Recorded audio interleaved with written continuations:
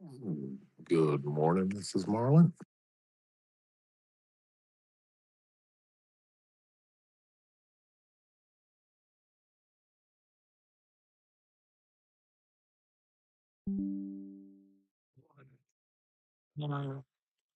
It's Tuesday, April 21st, 2026. This is Marlin's daily space.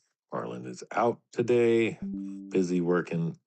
But his wife was so gracious to come in here and put this on our other social media. So please make sure you visit Rumble and YouTube and follow our channels there. But it's just us right now. It'll fill up. So if you're listening in the future, I'm time traveling right now. You can fast forward a little bit until people get in here.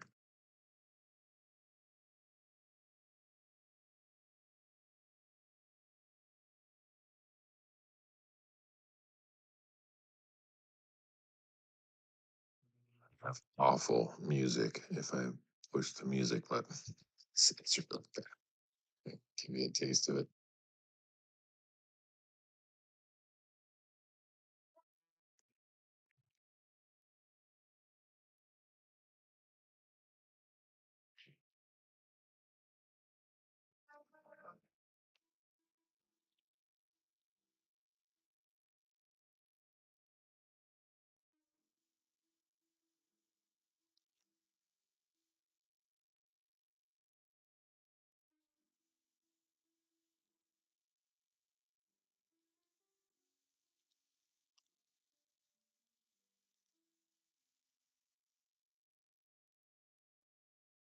That music will make people want to fast forward really quick. Uh, Good morning, TLC. We're just getting started, so if you do old like and reshare and all that stuff, that'll always help. There's more people. Let's stop. Good morning. Maryland is out again today, but we're just continuing on. So if you all don't mind helping us get started, do the old like and reshare.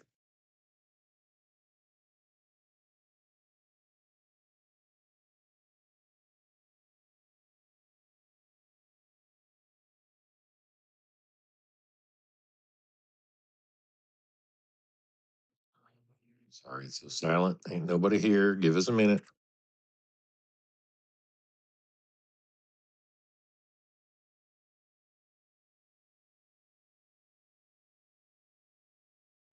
I was just playing this space provides music while we wait. It is so bad. There's four choices of nothingness. It's worse than elevator music.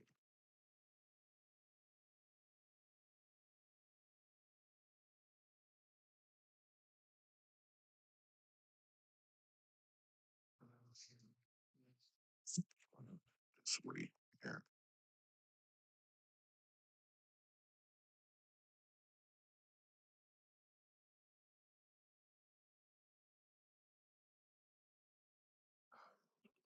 Let's see if I can't find the our social media or other platforms to post down there in the on the bottom, so y'all can follow on that as well.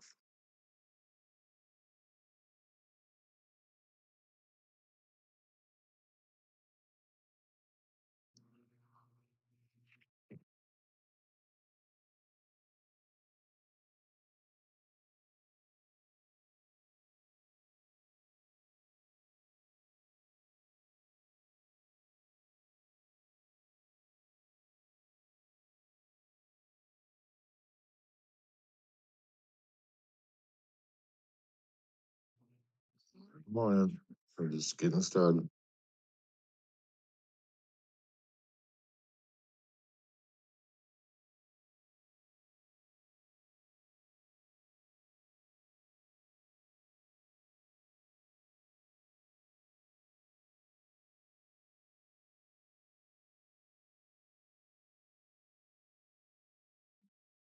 I don't know how crappy the phone picks up this music or not.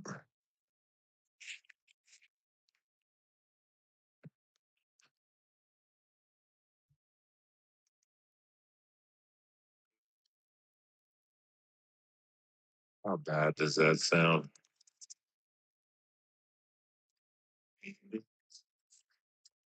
Thumbs up, thumbs down. Is that coming in all right?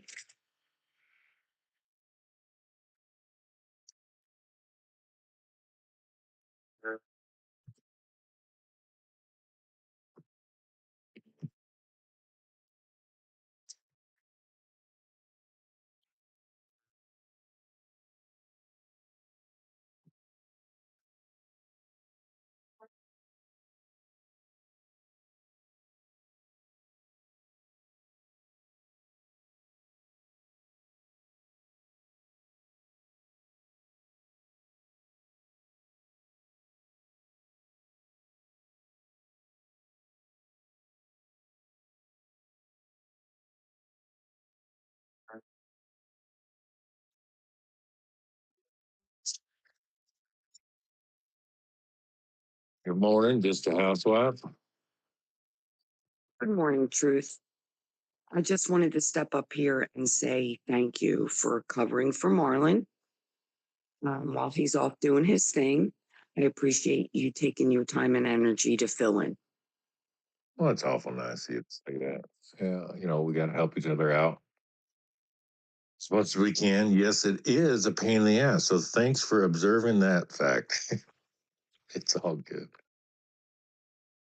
Hey, just quite honestly, is music wise, because I have a new device and I never know how it sounds because usually music in spaces just never sounds right. But does that sound all right? I think so. It's ACDC, right? Of course. Come on, you got to kick it off right.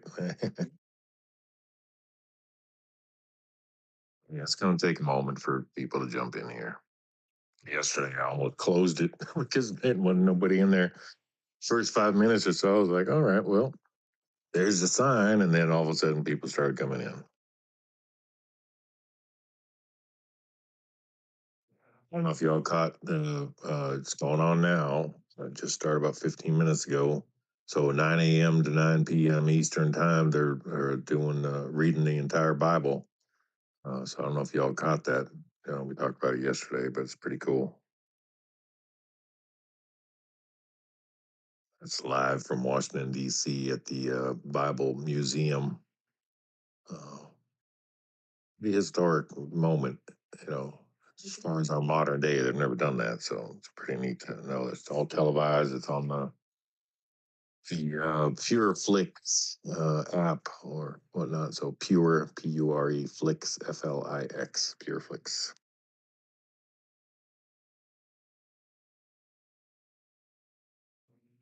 See, Sovereign Glory came in as well.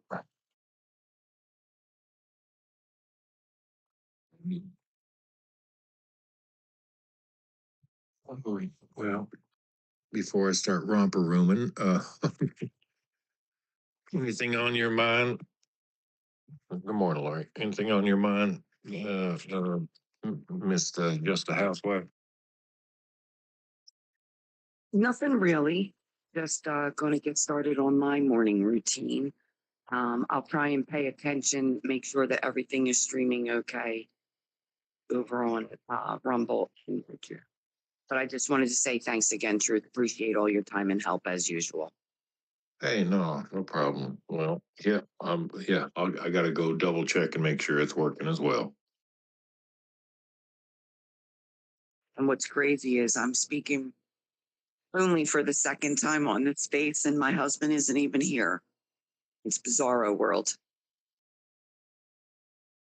It's just how the tables turn sometimes. Oh, they've definitely flipped, that's for sure. Every once in a while, it's good to get a break.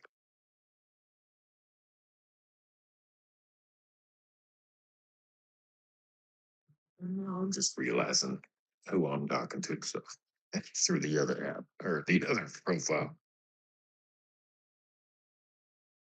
Hey, wait a minute. You speak of the fish, and he all of a sudden shows up.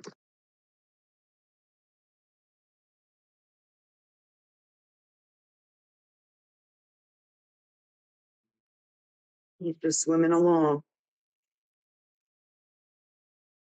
Throwing out the bait. Throwing out the bait. Chumming right now. He's chumming.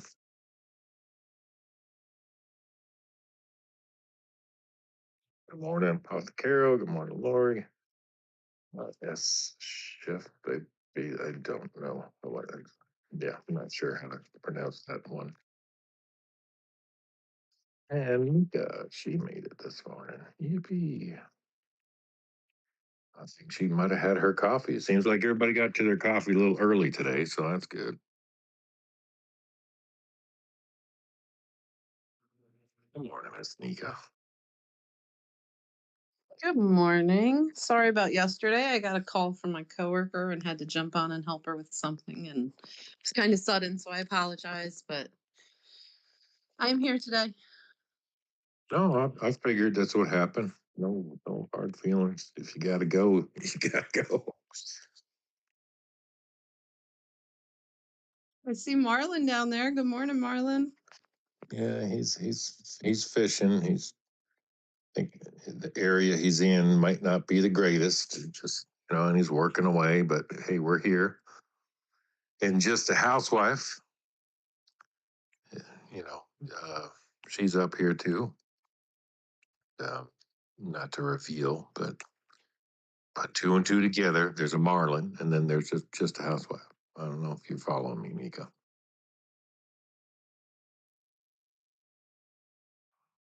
Well, come on up, folks. Hey, Joe's in here too. We're just getting started. Covering for Marlon again today. He's just got a real rough week ahead, so just let him do his thing. He's gonna lurk. He's in the audience, and then if y'all have stuff that's on your mind, stuff that happened in the news, Marlon could have chose somebody else better to run this space because I am so not pulse on the damn. I just don't have a TV, so I don't really know unless y'all tell me what the hell's going on, or you know what I mean. So Truth. yeah, Truth. Whoa. You don't have a TV, so you don't know what's going on. That is the biggest oxymoron I've ever. You don't need a TV unless you want to know what the propaganda is. Well, yeah, and I'm half thinking a bunch of crap, but yeah, I don't have a TV on purpose. You know what I mean? I don't want to watch that crap. It's not worth watching. It's literally just a waste of your time to watch TV. Right. Well, plus the think people don't realize the amount of programming because remember the truth is always right in front of us and we just never see it. But TV originally it's been called television programming. Like right off the bat, they're like, "Hey, we're going to tell you the truth and you're going to love it. We're going to program you." You know. Exactly. I don't. Okay, so I've never paid for cable or satellite or any of that crap. I've never. I was raised very right from a very young age. My parents knew and explained to us that that is propaganda. It is literally to teach you what they want you to think. You need to learn to think for yourself. You need to do the research. So we were all raised, I say raised right, in more ways than one. Yeah, that's awesome. And I was raised super poor, lived in a Pinto with two younger brothers and a dog, believe it or not, with my parents for a while. So we couldn't afford a TV even if we wanted it. you know?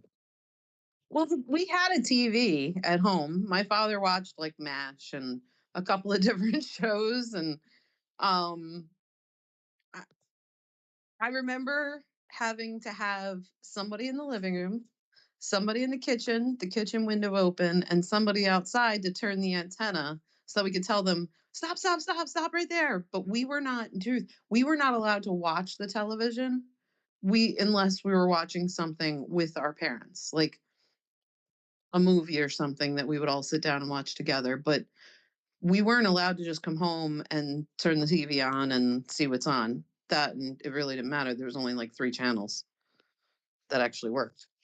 Oh, yeah. We visited my bank. He had one, I think it was Zenith. He had one of them original TVs with the first remote control, and it was called a clicker because if you remember, when you pressed on the buttons, it clicked. Y'all remember that one? I'm dying right now. We didn't have a remote control. My father had kids. Get up and change the channel. Oh yeah, but you know what I'm talking about. Whenever I went to Grandpa's, it was always a treat because he had all the modern tech stuff. Anyway, hey, Dee Dee's in here too. Morning, Dee Dee. So Gabby all sells a mic. Oh, there's Miss Julie. Made it too. Let's see if she's working now. You never know.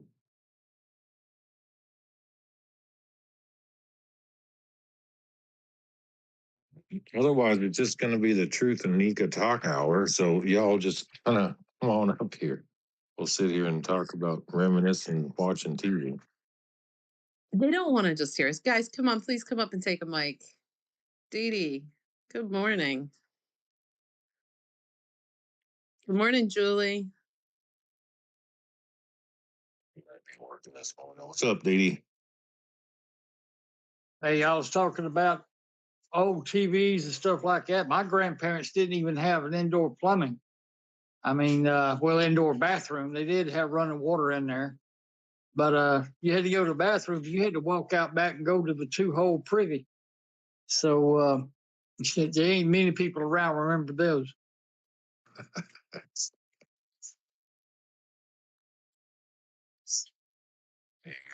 Yep.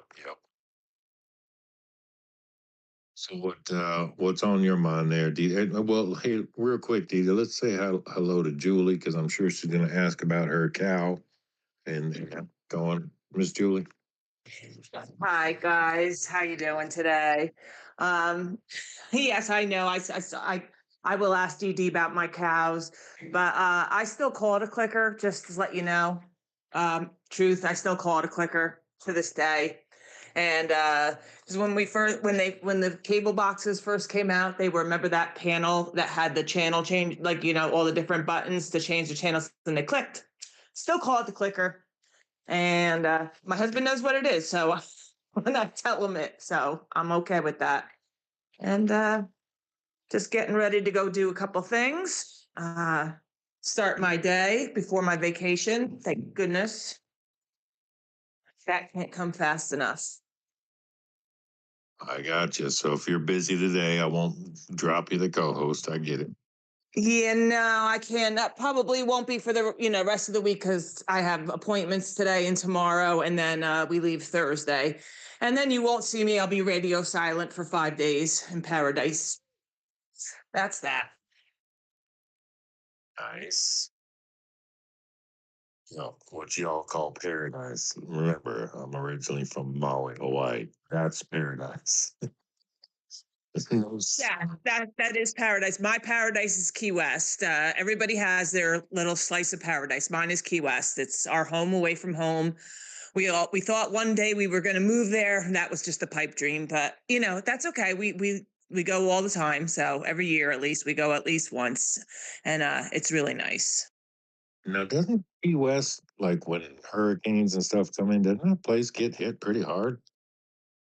Actually, they have missed out. The last I don't know the names, but the last hurricane, I think they got like the clip of it. It usually it's more in the upper Keys that get hit more so than Key West. And the only problem with Key West is when it really rains, though, it floods like crazy because their infrastructure is horrible. But yeah, they haven't really been had a direct hit in I don't want to say that too loud. In the last few hurricanes that have come by there, they haven't had a direct hit, so they've been spared. Oh, that's good. Well, it's good to have you up here. We have a fish lurking around, but he ain't taking the mic. Again, I don't think he's in the greatest area, so if he disconnects, he disconnects. We are doing this live on the other platforms of Rumble and YouTube and all that stuff. So if y'all are following us on there, or if you have an account there, please go do that. But I was going to add, Truth, is if anybody, please, if you are from Virginia and you get out and vote today and vote no that on that redistricting, God, that is not a good thing. So if you are from Virginia and anybody that's in this space that's from Virginia, make sure you offer rides, you offer whatever you can to get people to come out and vote. Shout it from the streets, because this cannot happen. If this happens, you'll have one Republican, one that's representing your whole state. That's not good. So get out and vote, man, today. That's all I'm going to say. Do it. It's important. Right. Yeah. I mean, yeah, people are so dang frustrated, especially with voting and the fact that they're not passing the SAVE Act. And yeah, so you still got to do it. You just got to do it. You know, the turnout, especially from conservatives, has been piss poor at best. So something's got to change. Well, exactly, Truth. And it's still people's reliance, thinking that one person or one being is going to make things change. And obviously we see that's not going to happen. And you know what?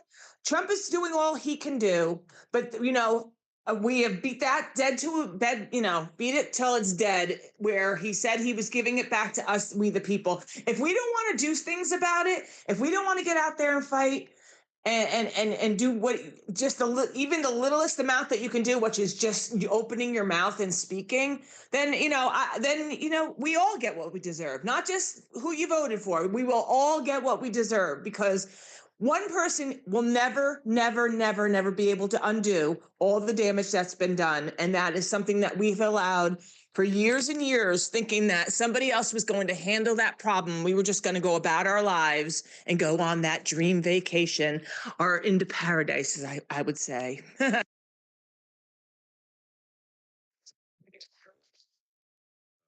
Well, I know Dee Dee was talking, and we got a new person that grabbed the speaker as well. TLC, what's going on this morning? Oh, good morning. I thought I had to put my hand up. How are you? Doing all right, just getting it started and Oh, talking about good. God knows what. Morning, Marlon. I'm waiting for Marlon to bring me some fish. I'm in Pennsylvania. He's just over the river. Right. Well, he's down there lurking. He's working this whole week. He's got a real tough week ahead. That's why I'm stepping in his place. His profile's down there, but he didn't have a mic, and I'm not sure if he can take one today. But What I wanted to ask was this, and maybe somebody can answer me as to how this is happening. How is that a senator from one state can go into another state and drum up business in their little quadrants? How's that possible? well, I mean, anything's possible. People break the law all damn day long, right?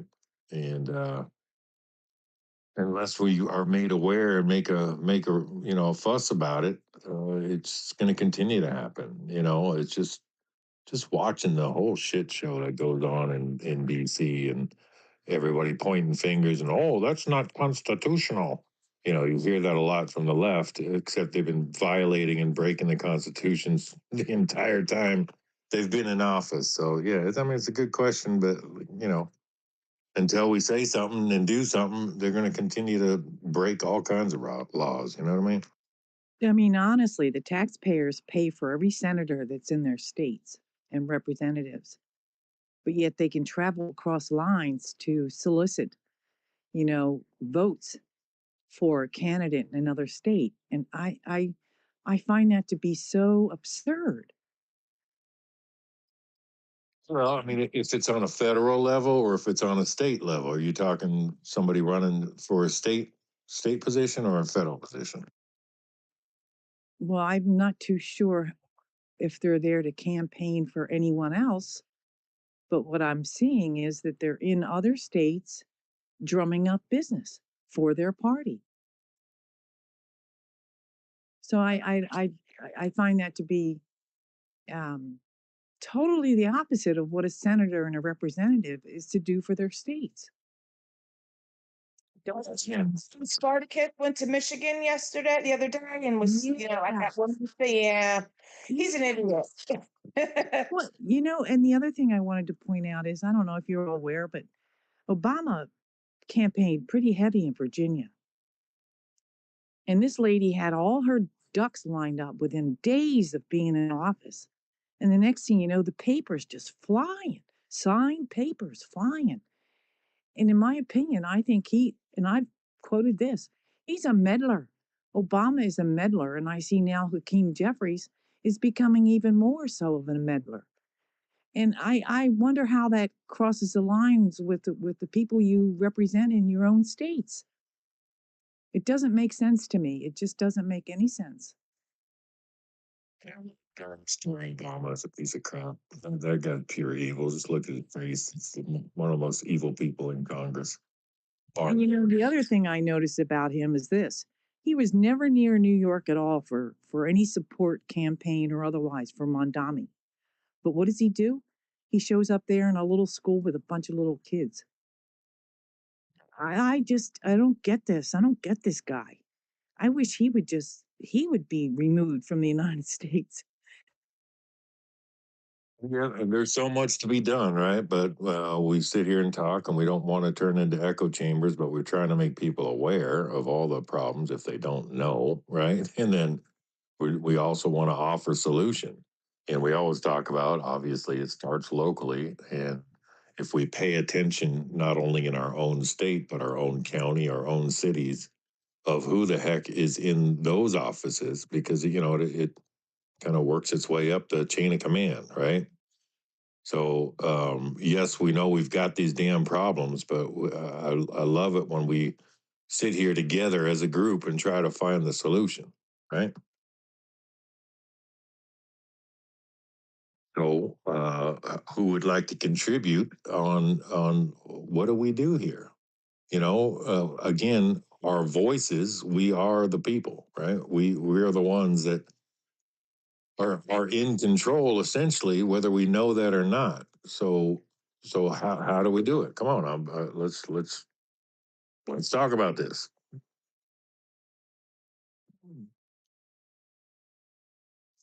Not Well, I just can tell me, you, I can tell you this truth. What I think every member of Congress, every senator needs to be graded at least every 6 months by this constituency. And there needs to be a mechanism put in place for an automatic recall if they're not doing their job. It's just that simple. I mean, when you throw a senator in there and 2 months after he gets there, he's totally opposite, you're stuck with him for 2 years. So, there needs to be a mechanism for a recall to get them out of there. It's just that's my opinion. And until such time that happens, you are not going to see anything change in Washington, D.C. I have no idea what kind of weed is up John Thune's butt about this SAVE Act. He has no excuse for not passing it. He has no excuse for not bringing it to the floor for a vote. And if the Democrats keep kicking it down, then do away with the filibuster, pass it, and then reinstitute the filibuster. I mean, if he doesn't think the Democrats, if they win the House and the Senate in the midterms, if he don't think they're going to get really nasty, he has lost his mind. I'm really pissed about it. I mean, Washington D.C. is nothing short of a cesspool, and I thoroughly enjoyed the other day John Kennedy from Louisiana bringing to the floor the resolution that senators wouldn't get paid until everybody got funded. This Democratic senator runs out on the floor, yells, "I object," and then leaves. And John Kennedy come unglued. And the idiot sitting there presiding over the House, the Senate at the time, he didn't know if he was whining his butt or scratching his watch.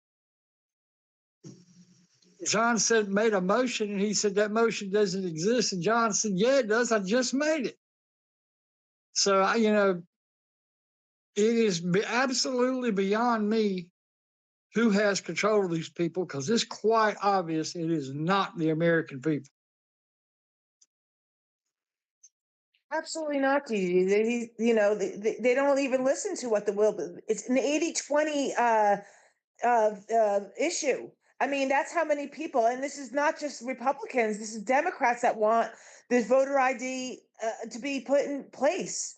There's so many problems, and it's just going to show that they just could not give two craps about the people. And it's our job. Truth was just saying, like, what do we do? It's our job to vet these people. Just because they have a D behind their name or they have an R behind their name doesn't mean that they're the best option. And you really have to research these people. Then you have to call them out. And then, you need to somehow get involved. And if it's just getting involved by opening your mouth and talking to your neighbors and friends, then you do that. If you feel emboldened, go to your town council meetings, go to them, just show your face. You don't have to say anything the first couple times. Make sure that, especially if you're a parent, you're going to these school board meetings, find out what they're teaching these kids in school. Be that voice, be representative of a child, even if it's not your own child. Maybe it's your niece or your nephew or just your friend's kids. There's so much that we can do, but again, you have to do it. You have to get out there and do it. And because if you don't, then it's just going to happen. This is what's going to keep happening. And Dee, I don't think that Thune is a real Republican anyway. I really don't. I think that he's a wolf in sheep's clothing. So, Dee Dee, to answer that question, though, regarding some of our recall abilities, right now there's actually only 19 states in the union that have that.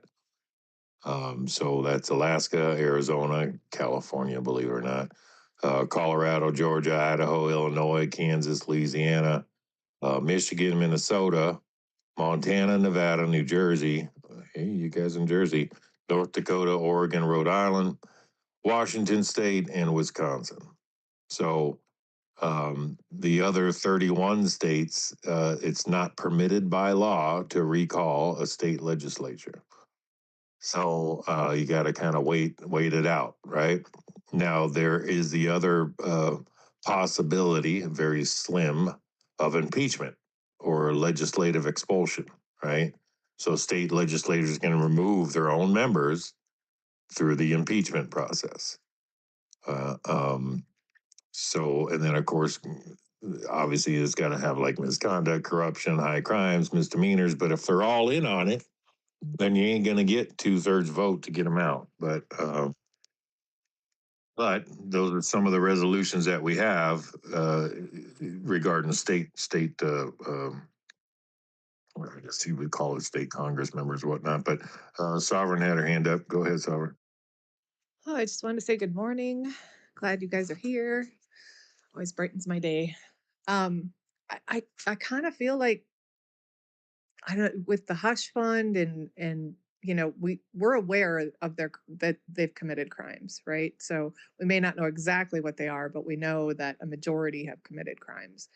I feel like, I know they've said this before, but military is going to be the only way, because once their crimes do come about, there's no way they can sit there. They cannot hold office with the crimes they have committed that we're going to see. And I almost wonder if we the people, which Trump has been, telling us he's giving the country back to we the people, those in here, like Marlon, I know he's really involved in, his area, and there are others I'm sure in here that are involved in their areas, but we're going to need to fill some seats.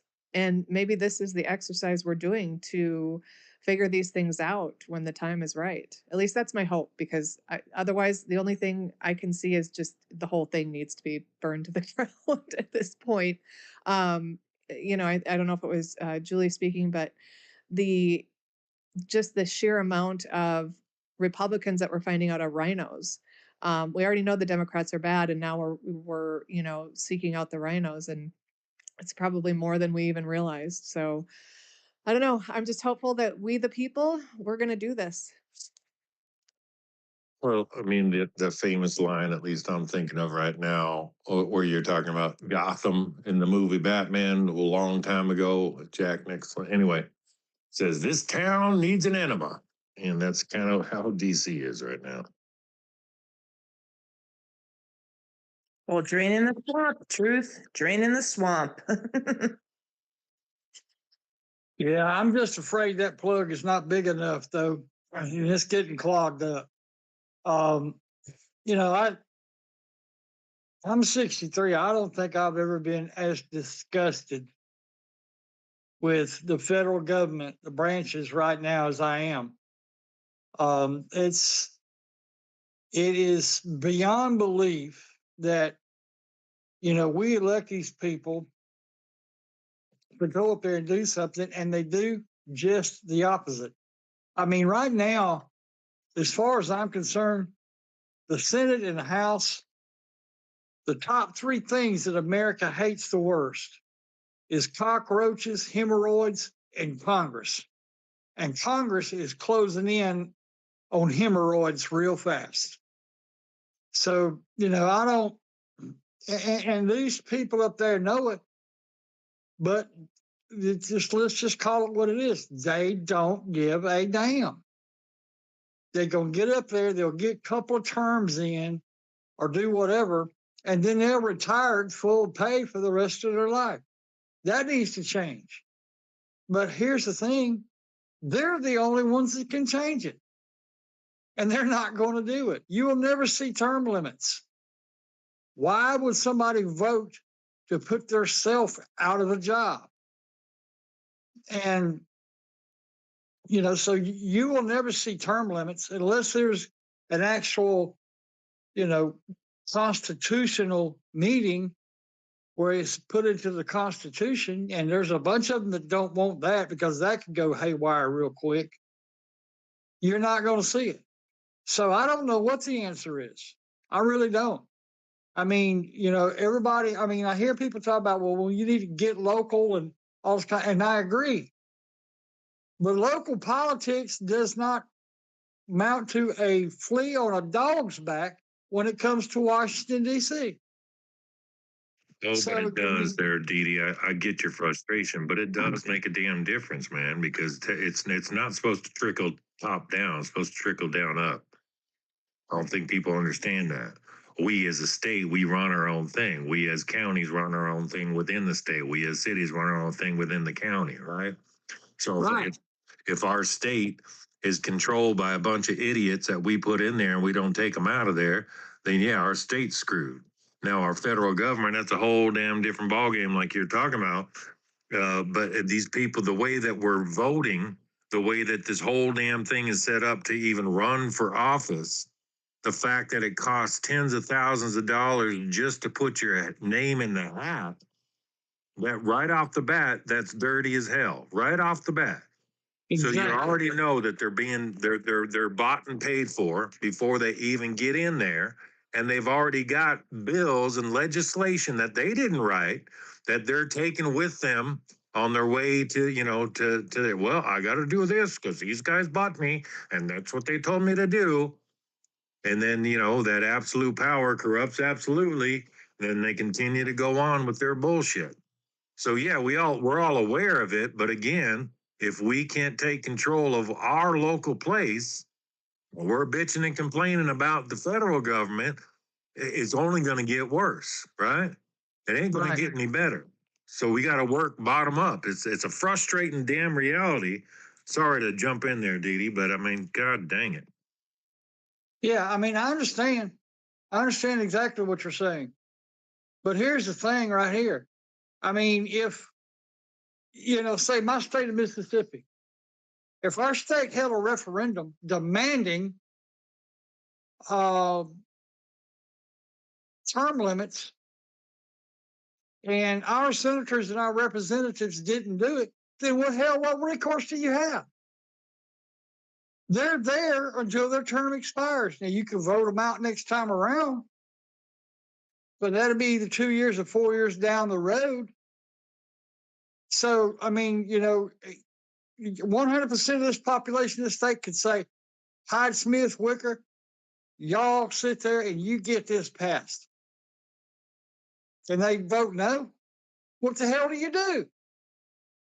I mean, that's it right there. It's over. So then my thought would be, all right, so we wait for the cycle, we're going to elect. First off, we need good, solid people, just regular folks, blue collar people that are going to run. None of them want to, because none of them have the damn time or the money, because they're usually working, right? But if we somehow get the right people to even be in that in the running, so to speak, and then we hold them accountable. How do we hold people accountable? Well, let's get them to sign a notarized thing saying, hey, if I get elected, here it is. Here's my legal document proving that I will vote for term limits. We get enough folks like that get in the office. That's how we can do it. That's one. I'm just thinking off the top of my head right now. That's all I'm doing. Yeah. Well, I mean, that's well and good. But what if they renege on it? I mean, half of these people, when they get elected to the federal level from each state, 10 days after they leave that state and go to Washington, D.C., they forgot all about that damn state. That's what I see. That's like the farm. Yeah, that's like the farm bill. Right now, the ARA, the RCAP USA, United States Cattlemen were pushing for country of origin label to be put into the farm bill. You've had a number of senators that sit right there and said, yeah, we're going to put it in. We're going to put it in. We promise we're going to put it in. It ain't there. They lied through their damn teeth straight to your face.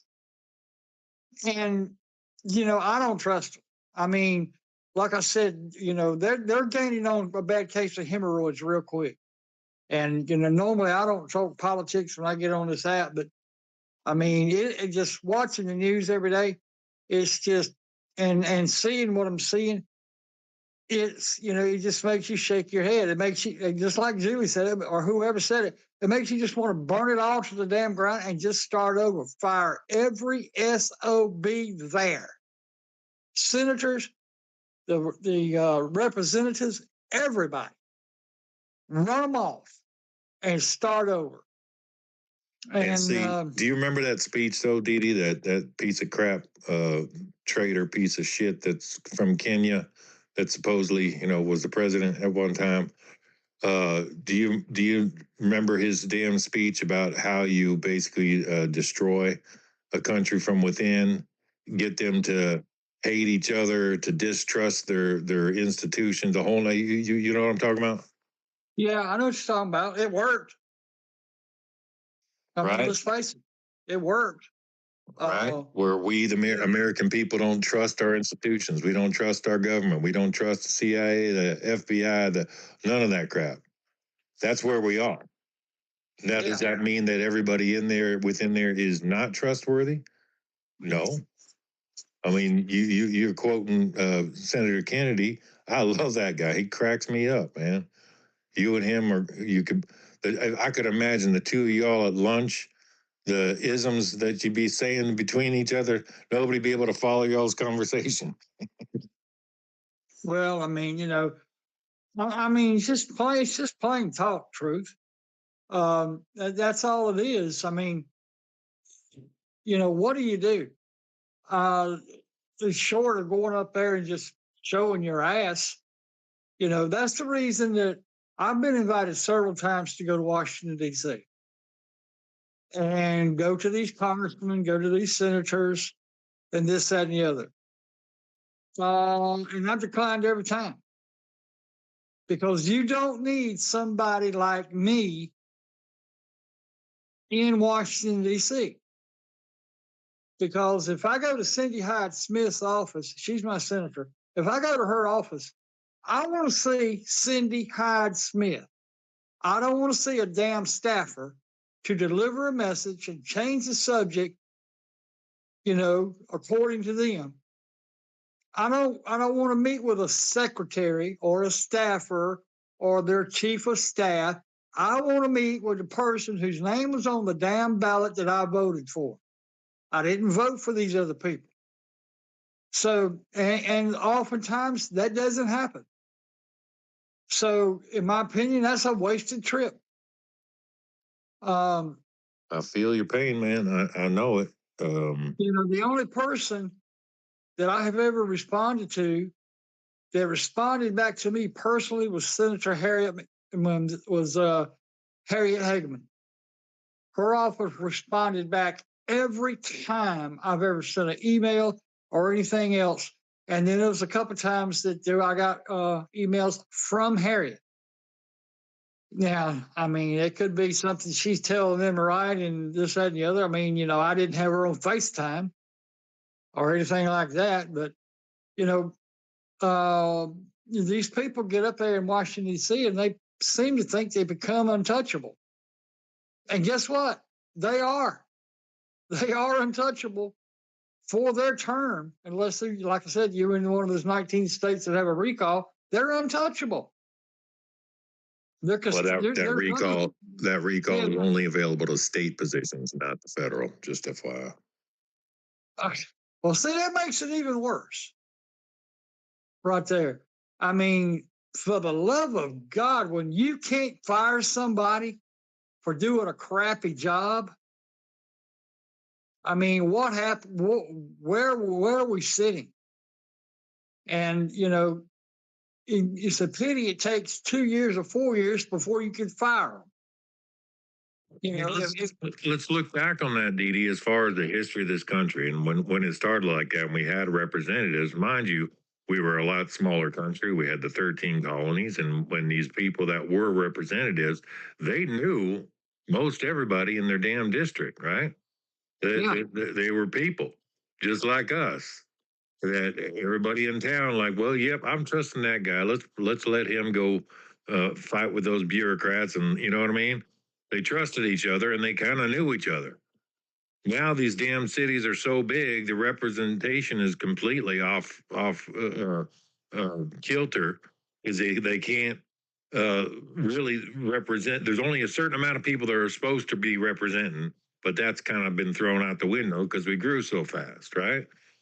So it's really hard to get in contact with these people. Now they've got, like you're saying, all these damn staffers and all this kind of stuff that work for them, filtering.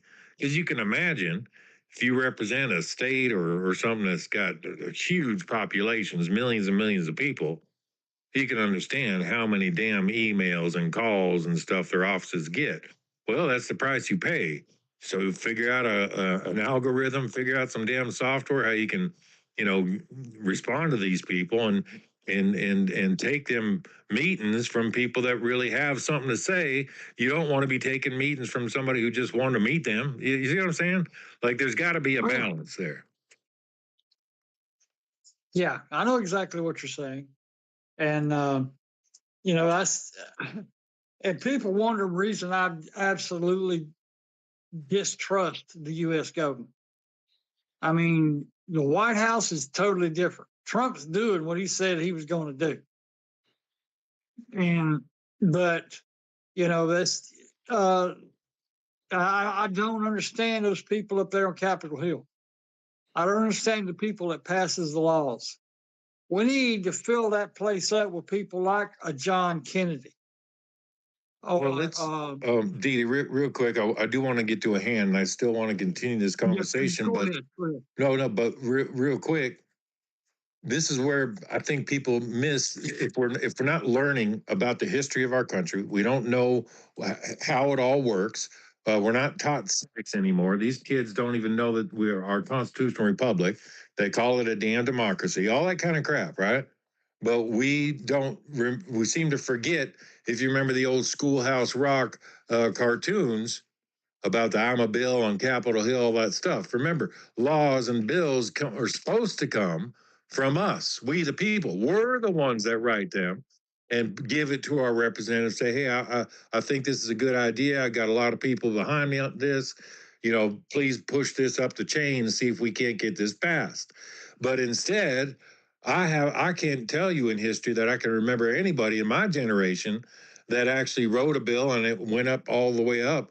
These bills are written by the people who have paid for those people to be there. You see what I'm saying? And you got 10,000 page bills that ain't nobody understanding a damn thing in them. And they have all this hidden agenda crap. That's why all these NGOs and all this shit that we've been privy to now has happened because we the people aren't writing these things anymore. These corporations, these big, big wigs are.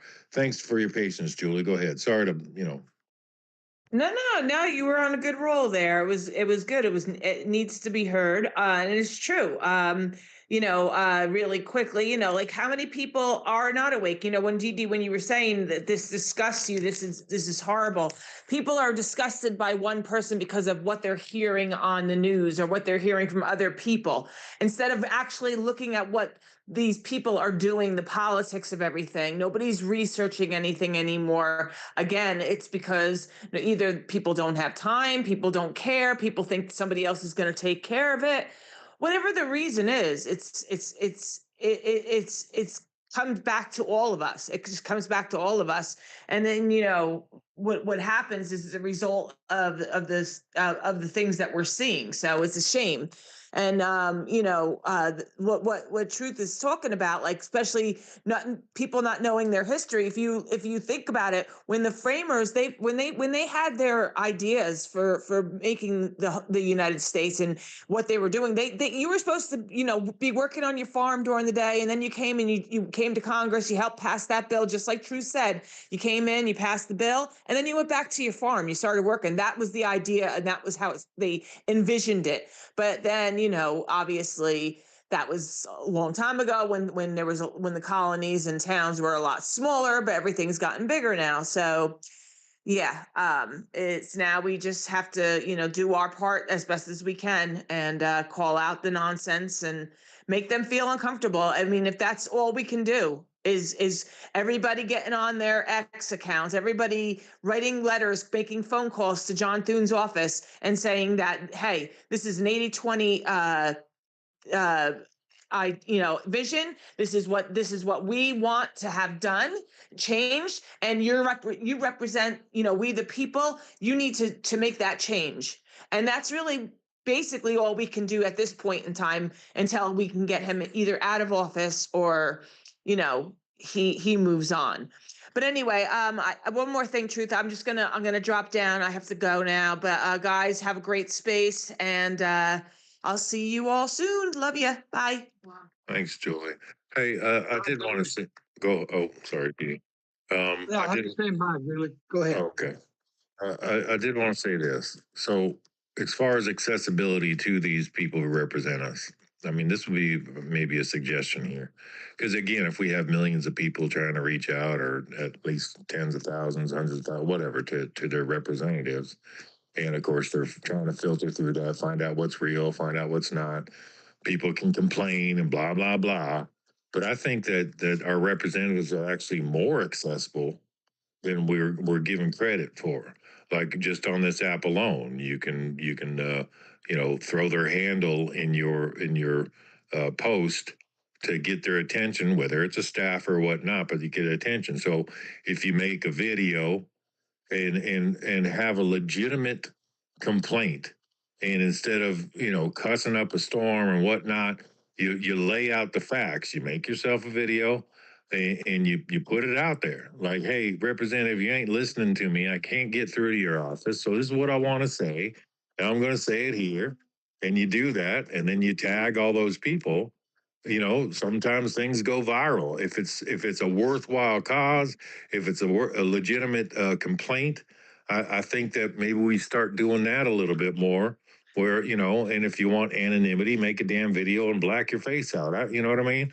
But I think that's how we get through more so than in the past. Let's put to advantage or use modern day tech to get stuff done and get the word out there, get our complaint out there. But are you following what I'm saying? Oh yeah. Yeah, I understand.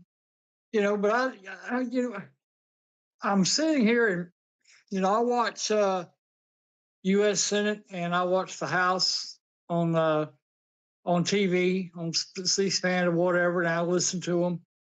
And I guess there's no such thing as a 1-page or a 2-page bill anymore.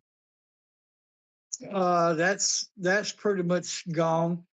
I mean, you know, you introduce a bill to, you know, have the SAVE Act on voting, and somebody's going to throw an amendment in there about, you know, the wild salamander or the 4-legged frog. And, you know, if you pass the main thing, and you pass that too. So that's what kills me is all these additions, this pork, that gets throws into these bills. I mean, that shouldn't be allowed. I mean, if you have a single subject, you know, just like the SAVE Act, I guarantee you they can bring the SAVE Act to the floor and the Democrats will throw so many amendments in there that they never will get it voted on. John Thune knows this is a 90-10 or an 80-20 issue, and that bastard still won't bring it up to the floor for a vote. And, you know, that's what aggravates me. They know it. They see the social media, they know it. And yeah, I am livid with this guy. Well, you know, it probably makes it you have to wonder, and it makes you think. Then, well, what are you worried about, Mr. Thune? Were you using all these illegal votes to get you into office, and you know that as soon as you pass this, you're gone, right? That's what it makes me think. Yeah, well, I mean, yeah, he'd probably be gone, but he wouldn't be gone till the end of his term. You know, so he'll reap the benefits. You know, I don't know. I don't understand it, but you know, that's the reason I won't go to Washington D.C. I don't have the temperament, the political savvy to go meet with someone, you know, like that, unless I was actually meeting the person that I pulled the lever for. I just don't have the temperament for the BS. So, you know, I'm gonna put my cows in the pen right there. Well, I appreciate it, and I get it. We had a new speaker come up, Clay. Clay, did you have something to add to this? Yeah, you know, just sitting here listening to you, gentlemen, and good morning to you, Truth, and especially DT. Seeing how we're kind of same same alliance with the ranchers and everything else. But I was just thinking, I heard the other day about the amount of NGOs in the state of California. Pull that as an example. 224 something thousand NGOs in one state. So Dee was talking about the representatives, right? Now we have a couple here that are decent because we're all rural, 10,000 people in the county and so on and so forth. But so we look at the progression of, and Dee was saying about getting in to speak with the representatives in Washington. And that's one reason why he doesn't go there is because he can never connect with that person. So we look at these NGOs, right? And let's just take the state of California. 224,000 NGOs. Now, I'm not saying all of them are left-wing progressive, you know, ideologies or working towards that narrative or anything else. But they have a lot of influence on the population. So we look at Los Angeles is what, 7-something million. Bay Area is what, 4-something million. And it just goes on and on. So now you have all those people working within their communities, electing the particular representatives. You look at Sacramento, just watching with this Nick Surley thing, the First Amendment, you know, not being able, they can be charged for exposing, you know, nonprofits that aren't nonprofits. But I think the fact that, you know, everybody talks about working, you know, grassroots. There's a lot of grassroots. There's Julie B. There's a lot of people that are doing a lot of great things in the state of California. But then we come to the fact that when these representatives get to Washington and we have 224 NGOs in the state of California, how many more are spread out across the 50 that are working as lobbyists or are part of a lobbyist group in DC, all pushing a narrative to our representatives, our senators. And we wonder why they say one thing on the podium campaigning, and when they get there, we don't see it. We don't see the voice of us, the American citizen, whether it's the rancher, the farmer, the grocery store owner, the guy working tech in Silicon Valley. It doesn't matter. All of them still have a voice. It seems like our voices are lost once those representatives go to DC. And I mean, it was just something I'm just sitting here thinking, listening to you folks.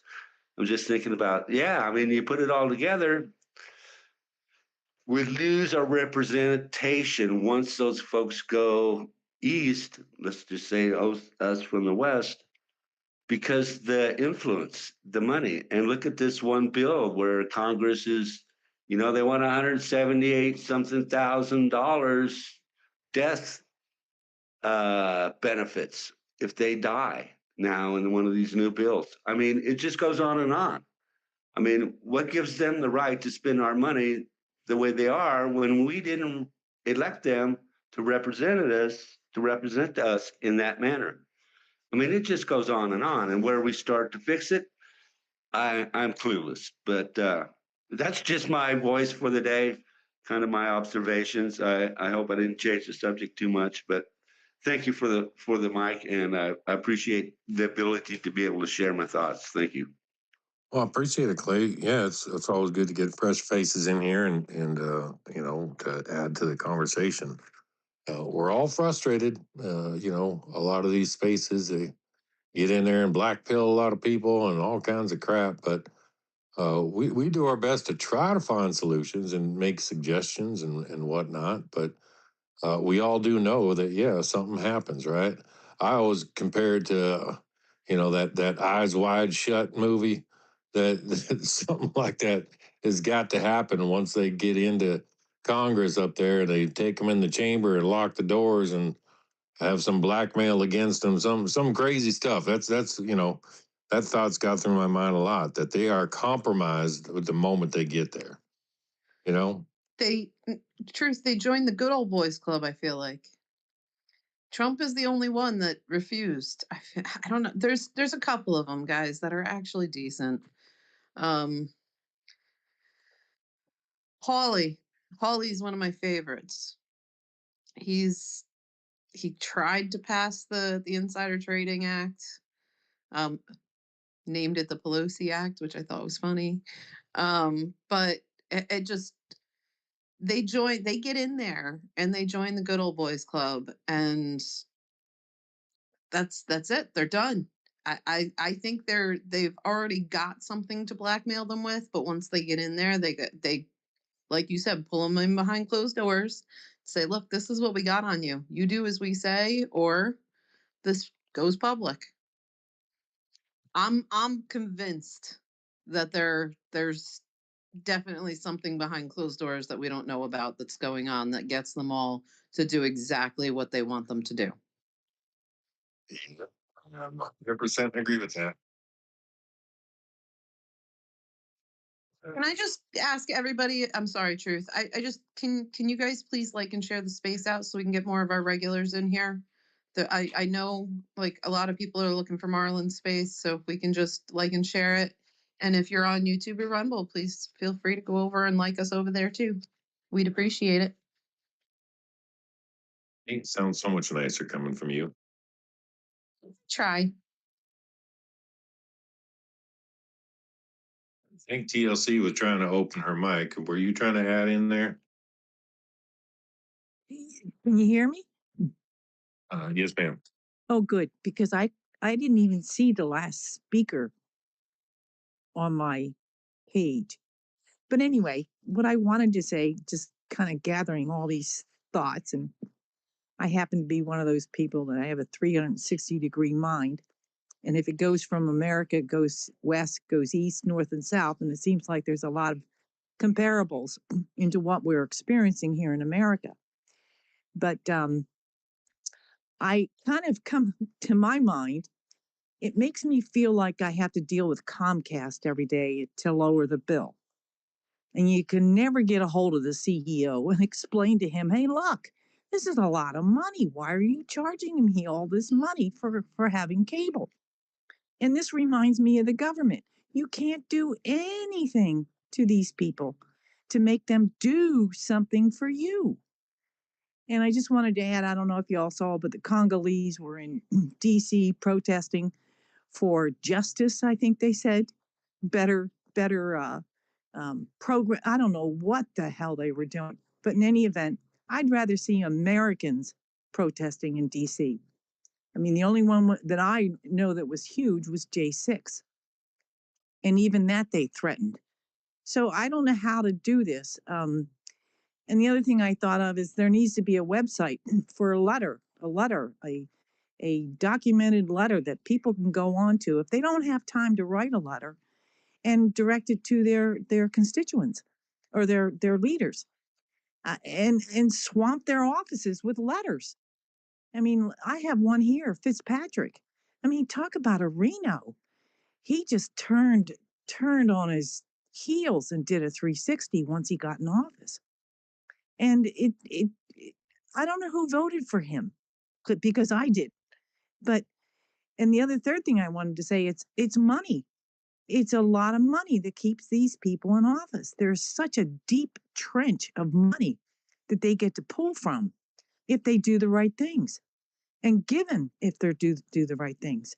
So it's like one big umbrella of people that we have no connections to, short of what listening to them or them writing bills with a lot of pork in it. I mean, why are we protesting in front of the White House saying no pork in bills? Honestly, something, because they're not listening to us. They're listening to all the other protesters out there, which really are not for America. They're for something else, for someone else. I mean, you look at Minnesota. These people didn't take this money for themselves or their communities. They took it to send it out to their own countries. And that's got to be against the law. These remittance. I don't know if I think I heard Trump increase the remittance from America to some of these foreign countries. And the other thing is APAC. They're sitting on $16 billion in their coffers. I mean, it's money. It's all about the money. And they know it. Unfortunately, they're taking it from the citizens that are voting for them. And these citizens are like in the dark when it comes around to a new law. They're like, wow, how'd that happen? I don't know. I find it so frustrating because I'm just one person, but I would love to have a huge voice somewhere, because whatever is happening to America is not good. It's just not good. And it breaks my heart to see this happening all over. I can't even get one business closed down here in my neck of the woods for operating what looks like a little Mexican grocery store, but there's never any business in it. No one ever entertains going in. So it's like, and I've been on this one for about a year, and I can't even get this closed because they're not operating a little grocery store. They have computers like they're out of their minds in that little store. So I'm so frustrated. You know, I'm one of those 360 people, and I see the whole world as one big mess. And I don't know how we get out of it. I really don't know how we get out of it. You said a lot there. So, well, starting with what you were saying as far as petitions or letters to write, American X Live has a website. We certainly can put those up. So, who's writing them? You know, it's not a problem to get those up to where people can fill it out and send it directly via email. Those things can be done. So there's a start, right? There's a lot of ways for us to do it, but again, blackpilling everybody with all the problems, we know the problems, right? They're in our face. Talking about it is important so that we kind of get the conversation going, but then taking action and doing something is a whole other ballgame. And that's what, gets frustrating about being here on X is we've got all the complaints, we know all the problems, but how are we resolving it? And unfortunately, I see very few people actually taking action in their own local areas or whatnot, or putting these letters together or whatever it is. I'm with you. The frustration is overwhelming. I served my country honorably, thinking that I was doing a good thing and believe in what it stands for and whatnot and the ideals behind it. But the crap that I've gotten as a veteran, disabled veteran, being homeless for a while, it puts a bad taste in your mouth. Like, what the hell did I serve my country for if they don't even give a crap about you after you're done, right? So yeah, I share your frustration, but let's try to find some resolve here. Uh, Jeannie, did you have something to add? Yeah, I sure do. Because my frustration comes from, um, I'm just going to say it. My frustration comes from the lack of endurance and the willingness to participate. Um, no wonder people just quit because it's a lot of hard work what we're doing. We are taking time off of our work or trying to work simultaneously. And when we try to set, how many times have we seen things fail here on Spaces? And it's because people get exhausted and tired and they just quit. You can't do it alone. And so I guess my recommendation is do the little tiny thing that you can do, but do it together. We have got to start pulling together. And so many people will transition into well, I was the first one to recognize this and no, it's not about it's about us. It's about our kids. Collectively, we can do this. And quite frankly, you just quit consuming the government. Say, yeah, no, thanks. We're not going to do that. We're going to run our state this way. The federal government only has so much power over here. Why are we constantly focused on the federal government? Focus on your state, where you live, and get it under control. That's the only way. And I'm sorry, I don't mean to be so aggravated, but I'm like, it's not about me. It's not about you. It's about us. And if people are not participating in doing something, I don't care what it is, then I don't have any words anymore. It's been a long 6 years. I'm, I pray. Clear definitely helps. But let's not get doomsday today. Let's try to like turn our frowns upside down and get some solutions going here because we all know how crappy it is. And I always like to point out the enemy that we're really fighting. Really, the ultimate picture. It's good versus evil. That's the bottom line. You can try to separate and Democrat, and Republican, blah blah blah, but whatever. It doesn't matter because there's bad on all sides. But this is an ultimate fight of good and evil. Okay. But then politically, we're fighting against Marxism, and we have been for a long time under the guises of communism, socialism, all that bullshit. It's all the same thing, and it's purely based on pure evil.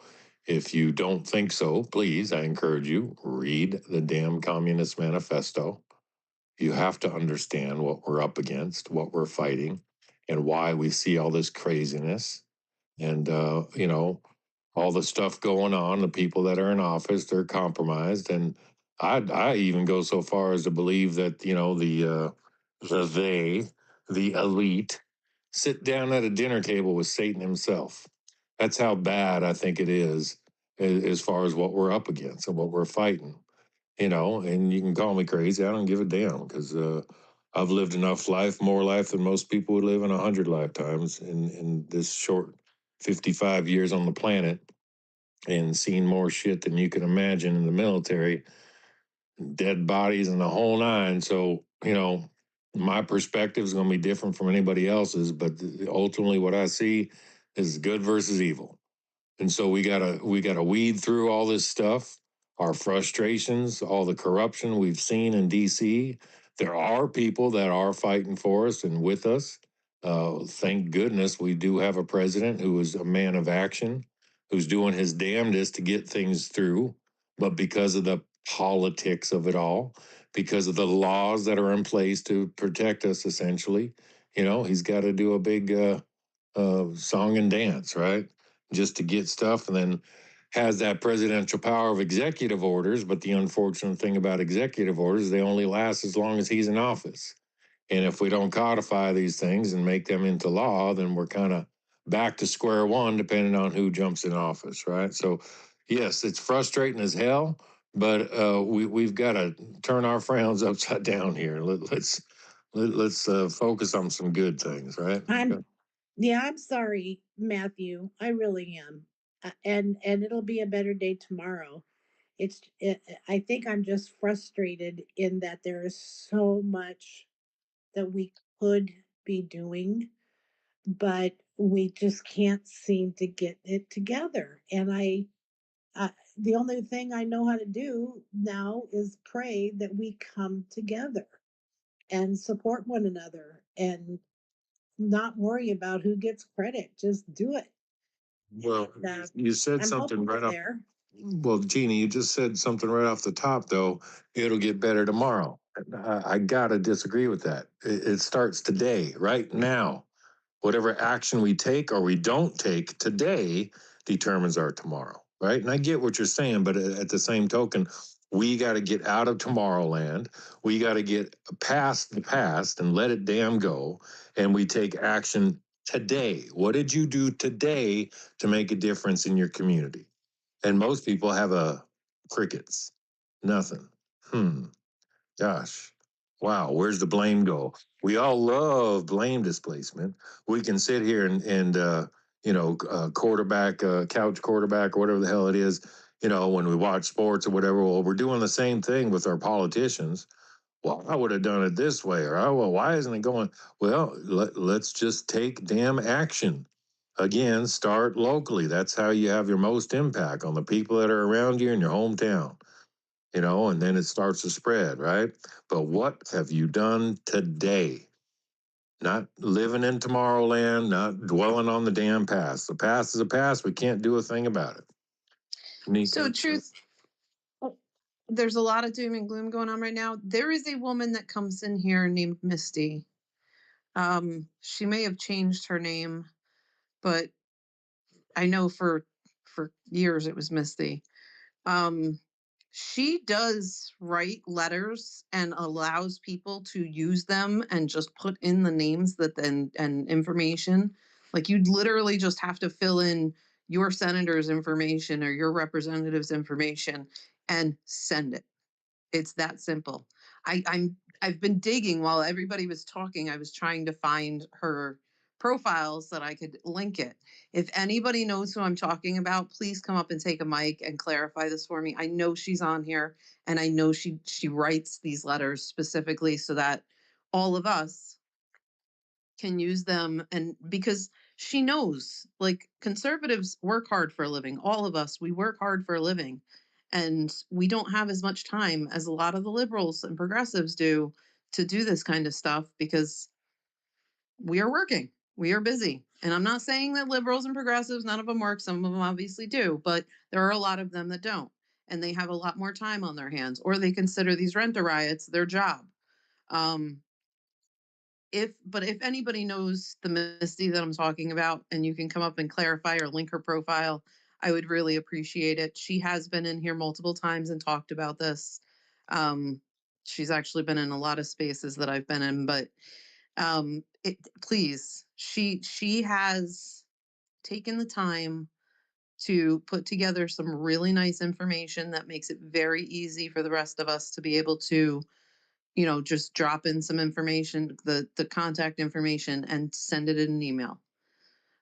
So please, if anybody knows who I'm talking about, please, please, please step up and take a mic. You're not talking about Frantic Missy. You're talking about Miss T, right? Correct. I know Frantic Missy too. No, that's different person. I was going to say, okay. Well, let's see. I see Apple down here too. Hey, Apple and Patriot and Tom and everybody. Yeah, Sue. I appreciate all the regulars trying to come in here and support Marlin Space, even though Marlin ain't running it. He was in here early, kind of lurking, but he's just been working an awful lot and has a really busy week this week. So greatly appreciate y'all coming in and supporting. And of course, for Nika jumping up here and helping me out. I'm so grateful and thankful. But I do see Apollonia. Apple's in there. What's happening, Apple? She might be working, so she might not be able to take a thing. Oh, here she goes. Once we get Apple talking, I know it's going to be a good one. What's going on, Apple? Morning, guys. I had a hell of a time joining today. Interesting. It is not my phone because I done the whole things, and I just got a tail end about, and I don't want to speak out of term about, are we gonna get over this? Is this gonna work? And I know I've had my moments of coming into spaces and not understanding, because that's all I wanted to do, just understand, and the bigger picture was going on. And I think that's the purpose for most people here. The ones that are well informed, they have the receipts and they know friends and the inside, and they know everything that's gonna happen. They're okay. But it's the rest of us trying to find the answers, and including myself. So I'm gonna say that I do get in the moments like for a second, but then I step back. So I have to step back because I get hot when I get too close to things, and that's just normal. Then it begins to make sense. Policy. Why are people not active in our communities? Why would they? They haven't been active for 30 years. We just sort of realize that that's happening. I wasn't active. Were you active? Most of us were not active because we had a false sense of security, but that was not by accident. That was purposely done and manipulative, to keep us, complicit with the whole system. So it's going to take a minute. And the urgency is like, we're going to lose, we were already going to lose everything when Biden was there. We were there and we felt it, and we got close to the fire and we got hot. And we said, no, thank you, ma'am. No heckling, whatever her name is. Liar. You can't take the helm. You cannot take the driver's seat. Sorry. We're going to have to do this the old fashioned way. And we pushed and pushed, and look where we are. So I would say we're doing good, real good. It's frustrating, but remember, this is an informational war, and it took me a minute to understand, what does that mean? Well, if you misinform the people, then that's the war. So everybody's running to that microphone because they want to misinform and keep you fearful every day. And when you're fearful, your senses are not normal and nothing makes sense, because you go into survival mode. And so it is not easy to get yourself out of that state, because you have to have faith. And I'm not the one to talk about the Bible, as you all know me. That's for truth and other people. That's not me. But I do have faith. The faith, the raw kind, the kind that doesn't need a verse or a specific page. You know, the crazy one where you go back and you say faith with your children's health, have faith that sickness will go away because you have that faith. So you go raw. I went raw.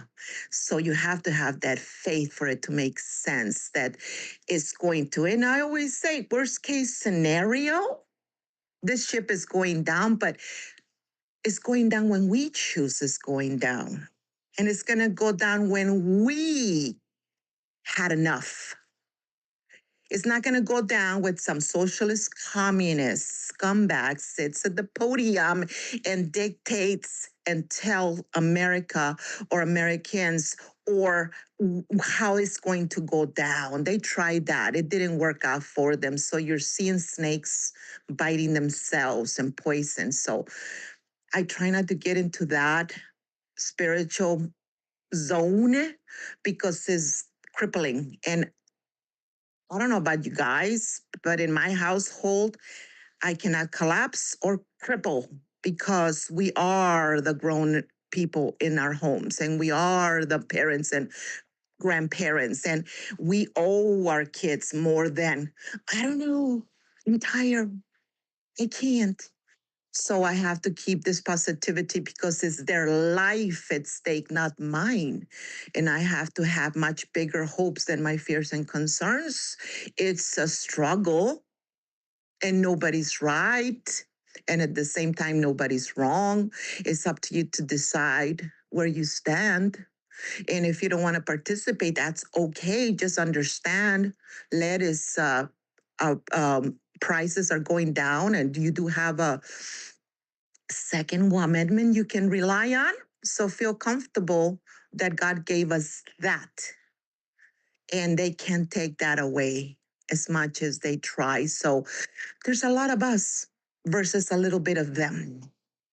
And the numbers don't lie, not those ones, because we wouldn't be talking if that was the case. Think about that.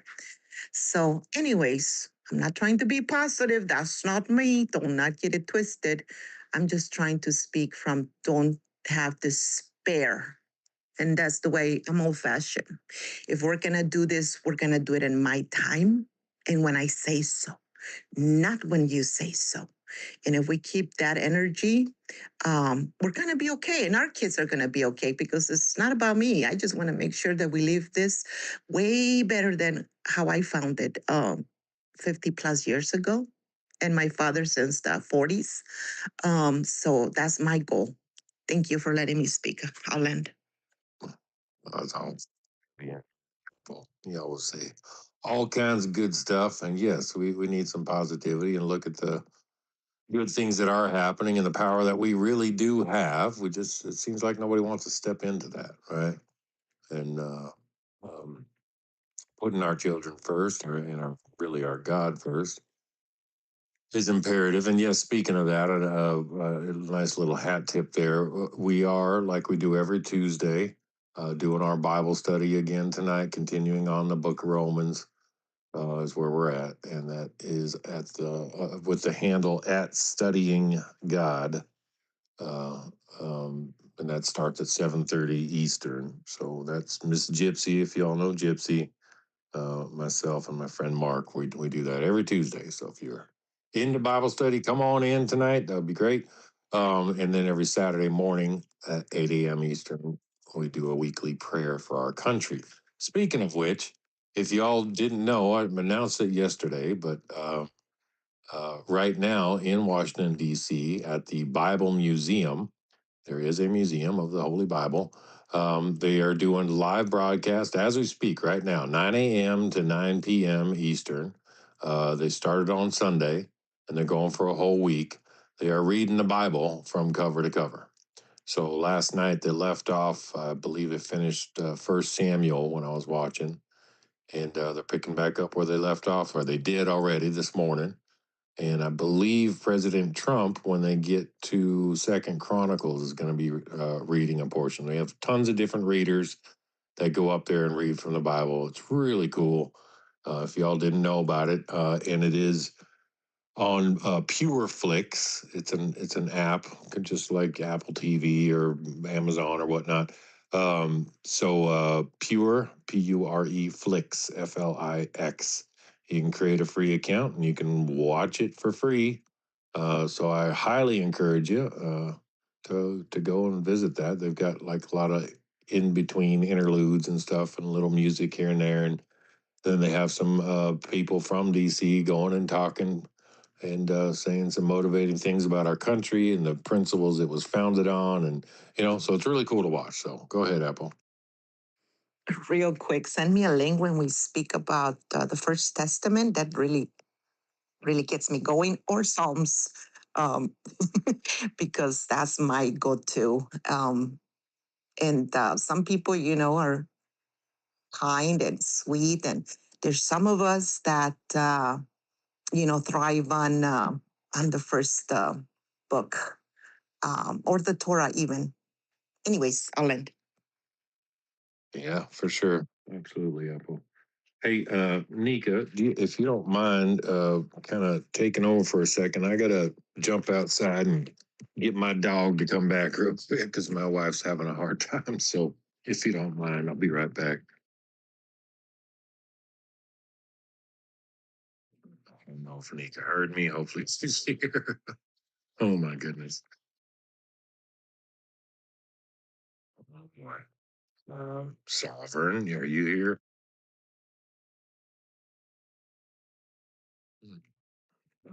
Well, I know you're still here, right?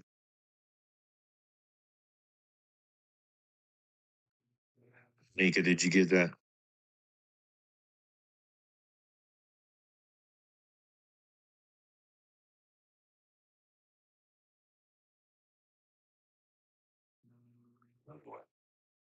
Until I hear back, I don't want to be rude here. And thank y'all for being in the space. I just gotta go run an errand right quick, but I'm not gonna leave it alone. Nika, you here?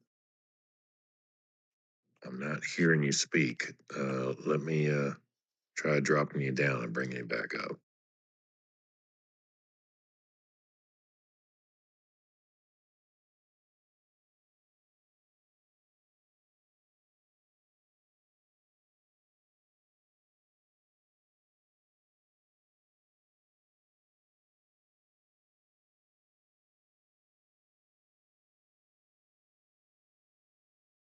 Can you hear me now? Yeah, now I got I am you. so sorry. It would not let me unlock my speaker. Oh my gosh, I literally had to drop out of X and come back. Go ahead, Truth. You're good. I'm just all right. Sorry, guys. I got a little stuck in the matrix. I apologize. I know Truth won't say it, and I see a lot of our regulars are over in the punch bowl, unfortunately. But if everybody could like and share the space, we'd appreciate it if you haven't already. Oh goodness. I feel like we need something uplifting. Anybody got any good stories that are a little more uplifting? The space has gotten very dreary and I need an upbeat story to kind of bring us back a little bit. Every once in a while we need some good news, guys. Can I'm preparing for my space at 12, but I do have a couple of good things happening. Yesterday, Meta did speak, and I don't know if you spoke about it yesterday, um, about how they are training electricians and the people to lay the optic wiring, and it's a free program. Anybody can join, and a guaranteed job. And if you know anything about those, they're very high paying jobs.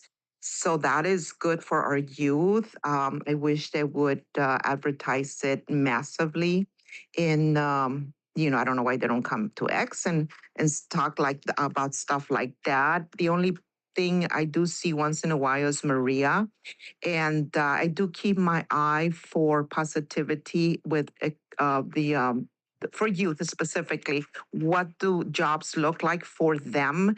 And I thought there was that was really amazing. And also this morning, the Secretary of War, Pete Hatchett, said that there will be no longer flu mandated shots for all service people.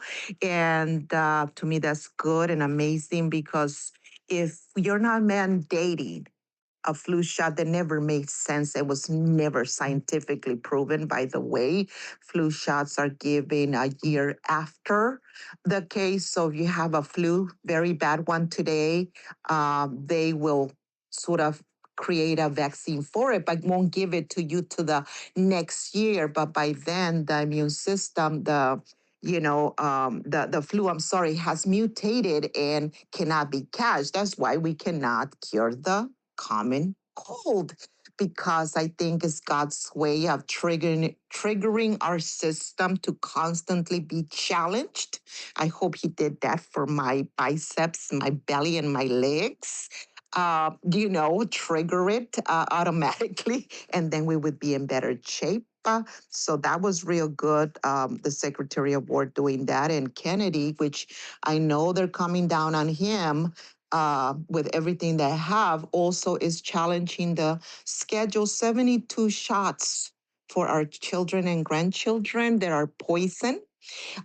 He's challenging that not just by verbally, but suing and asking for an explanation. So the process of us being here took a lifetime, and I jab my children.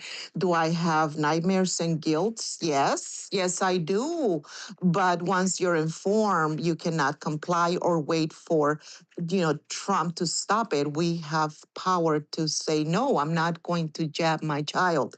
No, I'm not. Yes, they're going to challenge you. Yes, the system is there to intimidate you, but there's an adult in the room. And there's no difference between standing between my child and a jab and a predator. I have to have the same energy. That's my God given right. And nobody can take that away from me, I tell you that. So to me, the last few hours, few days have been amazing. And then Trump signing this Saturday the 19th, the psychedelic expedite that. And I know people are going to be like, oh my God, he expedited the vaccine for it. No, we're not. We have to use self discernment. And if you know anything about vets, which I don't, but a lot of you do, and a lot of your vets know that they have a crisis of mental health, and it's not them doing it. And waking up to the reality that their life and service has been manipulative. Every war, every conflict has been nothing but manipulation for our government on top of the things they have to deal with, separation of family. So that was real good. And I really believe and feel this is positive. I do have a son-in-law that's a Marine. So I cannot tell you who he is or what challenges, but I can tell you my daughter's challenges being married to one. And God knows that that's a strong woman. They've been married for over 20 years, and that's so rare at this time and age, especially with a Marine. And I can go for days on why. But my daughter's not a quitter. And my daughter is strong. And I know that what they're doing right now, addressing the issues that our soldiers are being put through and the pressure are nothing but a positive thing that I welcome. So if that itself is not good news, what I just briefly spoke about, then then I don't know what to tell you. Just look at your children, and I think that's all you need, and grandkids. Thank you. That's definitely some good news, Apple. Thank you. Yeah, guys, for those that don't know, the flu shot has about a 9 to 11% success rate each year, because it's pretty much a crapshoot. I don't know how else to say it. They pick the 4 most popular strains, they make a bunch of vaccines for them, and then they decide which 2 are going to North America, which 2 are going to South America, and usually they mess it up. So she's 100% right. I wouldn't take a flu shot if you paid me to. It's just not worth it. It's like the COVID vaccine, guys. We just know better. And I have seen some of the pushback on the vaccine schedule. When I was little, I think I got 6 vaccines as a kid. Um, I did get an updated MMR back in like 2018, 2019 because mumps, there was an outbreak of mumps at one of my customers' facilities, and I had been in there, and of course, my whole throat, neck, and everything swelled up.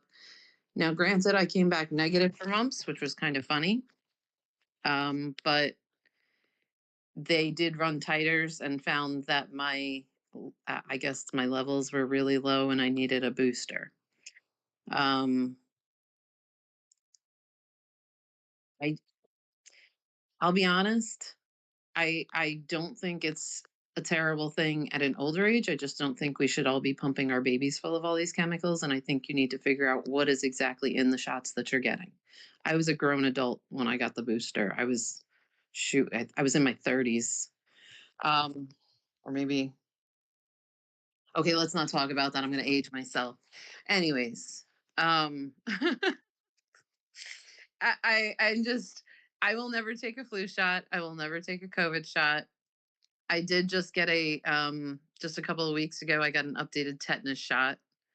Because I got a good dog bite in my arm that definitely required a tetanus shot. It's been 10 years since my last one. And the doctor actually said to me, he goes, those of us that stay on top of these things get them every 5 years. And I said, well, I don't think it's necessary every 5 years, but I think I'm due because it's been about 10.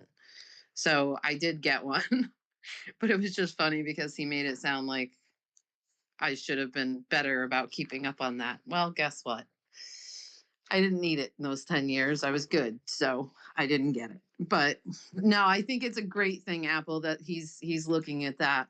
And for those that don't know, it actually lists, I think I said this a while back, but I'm going to say it again. The CDC has updated the information, or it actually states right on their website that there is not proof that, oh, Rusty, hi. There's not proof that vaccines do not cause autism. So there might not be enough proof for them to outright say that it does, but they're also willing to admit there's not enough information to outright say that they don't. Go ahead, Rusty, jump in here. Yeah, I saw a meme. I wish I had it. I was going to put it down on the pill where it's like, I'm literally to the point where I don't even want my dogs vaccinated. I don't. Um, now the puppy, I got them the parvo. I got all the puppies parvo when they were born. Somebody had dropped a mama dog off on my front doorstep and she ended up having puppies a few months later. So I got him the parvo just because I had a dog that somebody else had dumped off here. I was trying to find a home for that got contracted parvo. So I figured I might have something, because they say a lot of times that can hibernate in the ground, So I figured it could be something like that. But other than that, like literally, I don't. My first dog that I got when I moved here, somebody had dropped him off. He was so bad. He had, now I'm still big on heartworm preventative, of course, and looking into some alternatives for fleas instead of those tablets that they're giving them. But I'll tell you, after I got him his shots, he started developing skin conditions. Now, I don't know, it's possible he could have had those before, but you would think with as rough as he was when I first got him. So, I mean, I don't know. But that's just kind of where I'm at, is like literally, I don't even want my dogs. No, Rusty, that's very smart because they are now making mRNA shots for our dogs, and we all know that it'll shed. So I personally don't want any more shots for my dogs either because I know what they're doing to them. They're going to get that mRNA into us one way or another. That's the way I see it. I It's hear all. your puppy in the background too. I was just going to say, can you hear him? He's upset because you guys have my attention and he does not. But it's Me, I just hear my back. I'm sorry if they jumped out, but I appreciate you. yeah, he's vying for my attention, guys. I apologize. All right, I'm gonna let Paulie jump in and then Sovereign. I need to get my dog shot a couple rounds, and then he comes back a little past. Go ahead, Paulie. Hey, good morning, everyone. On the note of there's a couple things. So you just mentioned not wanting to get your dog um that shot. The thing with I have 3 cats. Like I don't know what they do with dogs, but they take the cat in the other room. Like Lord only knows what they're doing. You know what I mean? Even to clip their claws. Like I don't trust them. So I have a black cat, long haired, really long furry toes. And the other night I was like rubbing his dew claw. I'm like, wait, where's the end of the dew claw? So unfortunately, I'm gonna sound like a terrible owner, but it is what it is. Like the claw went into the paw pad, and I'm googling it, AIing it, and it was like, make sure you take it to the vet. I'm like, hell no. So I got my wife, and we fixed it. Now he's good. Like my cat loves me and trusts me, so it got to the point where we could fix it, you know. So um it's like under no circumstances try it at home. Like I'm doing it at home because I don't trust my vet. My vet literally said cats can't burn calories by running around like humans. I'm like, what do you mean? How do they lose weight? Like, what are you talking about? Anyway, in regards to vaccines for the child schedule, I have a 17-month-old, and we first. So I think the last shots we got were at the 6-month mark, and since then we haven't done it. Our pediatrician has been pushy, very, very pushy. The last time we took him in or took her in was when you delay them, right? You, you delay them so they're all given to the baby at once, too. So it's not like you're just delaying one and then pushing the schedule back. It's like, oh, then you're going to get 6 at this one time if you keep delaying them. So how can they tell me or prove it to me that that doesn't have an effect even like on allergy triggers or, anything? On absolutely anything, not just autism, but anything allergy related. Like there's literally zero possible tests that they just say there's no correlation. Well, how do you know there's no correlation? You can't you can't run it back. You can't get a mulligan. You can't do 2 tests and 2 different timelines and tell me that this does or does not cause my child to have a peanut allergy or an egg allergy. You can't. It's impossible. In my opinion, how do you know these 12 different vaccines don't trigger something inside of my kid's immune system or nervous system? Anyway, I asked for a list of ingredients. After an hour-long conversation, he refused any type of information that I had for him to tell him why I'm hesitant. And it took him 2 weeks to respond to me with the list of ingredients for some of these vaccines. And you know what? I'm not responding back because if it takes him 2 weeks to give me the ingredients, whew, man, that in my opinion, that says a lot. Like you don't even have them active. Like you say that there's no mercury or anything harmful in them, but you don't even know off the bat. And then you're going to go to this website or something. You should have that immediately. And you can't even tell that like trillions of different forms of DNA have not been used to create these over the decades. I don't know. It's just I'm getting sick of being voluntold. I said no multiple times, and honestly, I think Anika just said it. Like, yeah, we do have a choice to say no, and no is a very powerful word. And what's funny, and I'll end it on this. Our daycare asked for a new updated vaccine list after we said no. We didn't get the form, obviously. We email the assistant at the desk. They email us a fresh, brand new form and tell us to check everything off. And we're like, holy shit, this is crazy. Like, yeah. It was like, wow, so we don't need to get the child the vaccines? Like, what is happening right now? Like just saying no, like using our free will, our ability to make a decision, a choice is and saying no is all we have to do. And they fear you into getting these shots, into saying, oh, you're gonna hurt all these different people. And one more thing, how many people have died from the vaccine, the MMR vaccine, compared to the measles, mumps, and rubella? How many kids have died in the past 30 years? More have died from the vaccine than those viruses. Thank you for giving me the mic. Were you going to respond? Well, a couple of things. First of all, about the vet and taking the cat into another room. That is one of the reasons I did not let them take my baby out of the room when I when I had them. They stayed in the room with me.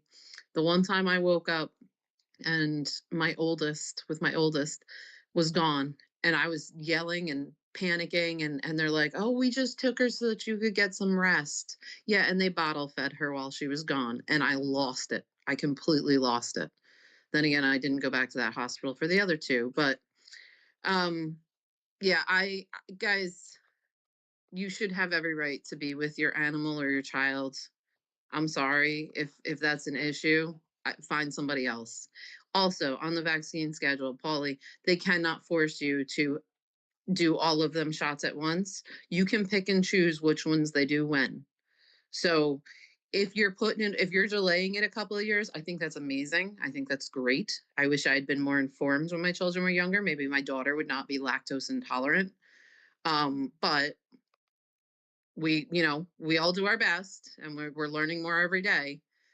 Um, they cannot push that all on your child at once. You can choose not to have certain ones done at certain times. You can choose at 4 years old that you want your child to have this one, but be prepared to homeschool as well, because that's going to be another difficulty they're going to try and throw at you. But homeschooling is definitely a better option anyway. That's the game plan. That is the game plan. And yeah, that's the messed up part in this society. In order for you to pay for this extremely expensive daycare, you have to get your kid filled with these extremely volatile shots that you don't know what will happen to your kid. It's like such control. That's all I'm going to say. Control and manipulation and fear. And I don't fear anything anymore, and I don't fear them. That's for damn sure. Well, I know Sovereign's been super patient. We'll get to you, Sovereign, and yeah, there's a lot to add there. I've got personal experience from that too, Nika, regarding them trying to take your child when you're in the hospital. I'll get back to that, but let's hear from Sovereign real quick. Yeah, I just wanted to add in, these doctors, these vets, they are not God, and they act like it, and they judge us, but you have every right and authority to tell them no.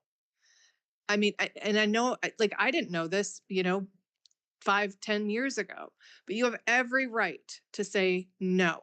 And I would suggest anybody, if you're getting pushback from any caregiver, fire them, get or just be done with them, and try and find a new one if you can. I see the medical community is going to, I see it as things are going to change because we are waking up. I think a lot of things we're going to just be able to flip on the Zoom or whatever and be like, hey, this is what's happening. I'm feeling sluggish or this or that. And we're going to start talking about minerals the body needs, good things the body needs.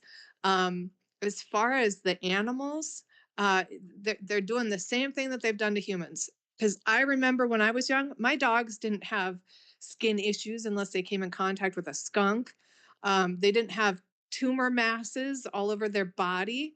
The aging process that they're going through now, it's the same exact thing. They're adding toxins to their food, and these, all of these shots for the animals, and then they encode the laws, right? Like we're talking about, you got to have your pet this and that, and it's got to be registered with the city you're in. Or same with our kids. Oh, if they want to go to school or they want to do this, you got to have the shots. No, we don't. We have the power, we have the authority. And if enough of us keep continuing to stand up and say no, they're not going to have a choice but to bend to our will.